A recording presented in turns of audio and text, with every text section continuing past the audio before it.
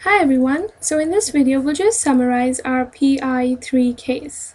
Okay, so first of all, class 1A, and the regulatory subunits are P110 alpha, beta, and delta, and their domain structure has a P85 binding domain attached to a RAS binding domain, attached to a C2 domain, attached to a helical domain, attached to a kinase domain. So this is the domain structure of the catalytic subunit.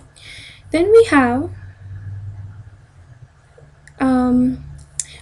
and then the substrate classification. So this makes our PI45P2 go to PI345P3. And an important point to remember here is that they do it via receptor tyrosine kinases.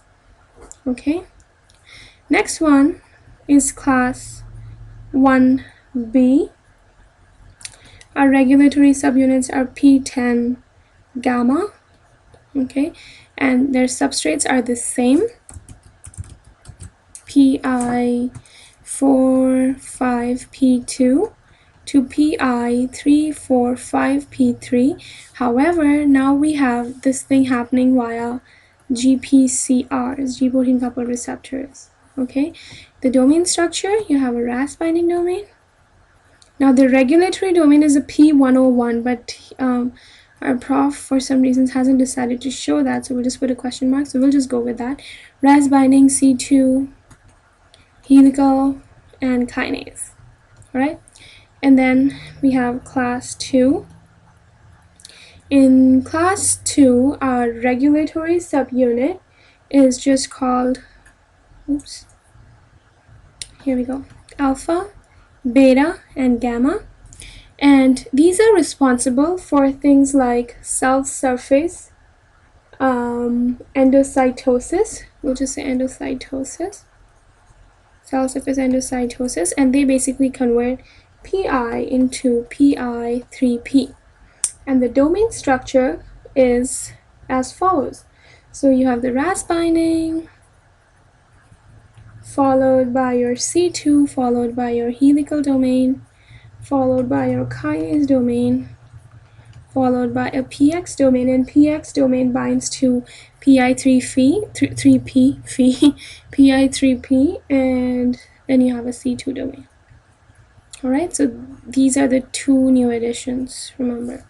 And then class 3, we have HVPS 34, that's the regulatory subunit, and they are responsible for vesicle trafficking. My system is acting weird today, so please bear with me. And the domains are C2, helical, and kinase. Okay, so that's a summary of the three classes of PI3Ks, their function, and this is, remember this, the difference here, okay, with the receptors. Alright, and now, what causes oncogenesis in class 1 PI3 case? The P85 regulatory subunit is crucial in mediating the activation of class 1 PI3K by RTKs. The SH2 domains of P85 bind to phosphotyrosine residues in the sequence context PYXXM on activated RTKs or adapter molecules such as IRS1.